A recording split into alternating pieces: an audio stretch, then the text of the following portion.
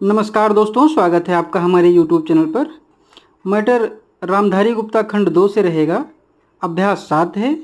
Speed 100 शब्द प्रति minute रहेगी। शुरू करेंगे 3 सेकंड में। महोदय, यहाँ यह उल्लेखनीय है कि शीत युद्ध की समाप्ति व समाधान एशिया की घटनाओं तथा अफगानिस्तान से सोवियत सेना की वापसी से ही हुआ है। अफगानिस्तान में लंबे अरसे तक चला युद्ध सोवियत संघ के अस्तित्व के लिए कष्टदायी और मुश्किल हो गया। इस भयावह युद्ध से सोवियत सेनाओं की वापसी से अनेक घटनाओं ने जन्म लिया, जिनकी परिणति शीत युद्ध की समाप्ति से हुई तथा जिसमें जर्मनी का एकीकरण तथा सोवियत संघ का विघटन शामिल है। संक्षेप में, शीत युद्ध का और इस तनाव का एशिया की एकता पर दूरगामी प्रभाव पड़ा। एशिया के सभी देश यह चाहते थे कि क्षेत्र में शांति बनी रहे।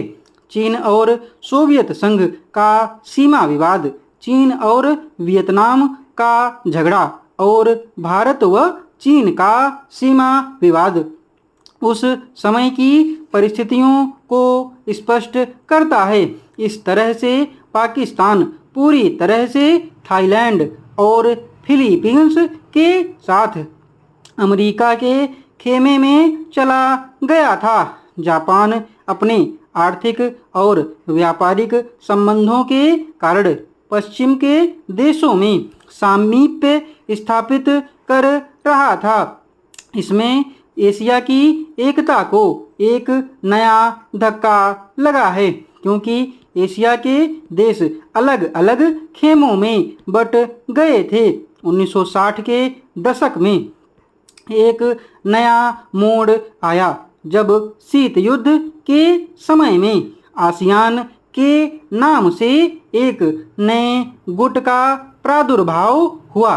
इससे दक्षिणी पूर्वी एशिया के देशों में नए आर्थिक और सुरक्षा संबंधी प्रयास किए गए। इन देशों में सांस्कृतिक एकरूपता की वजह से भी एक नए गुट ने जन्म लिया।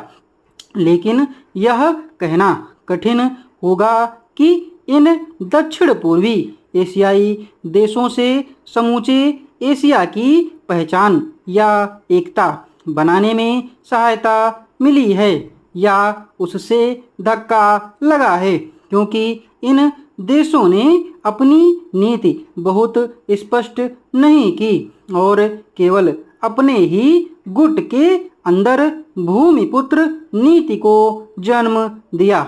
भारत भी अब आसियान का सहयोगी सदस्य बनने जा रहा है।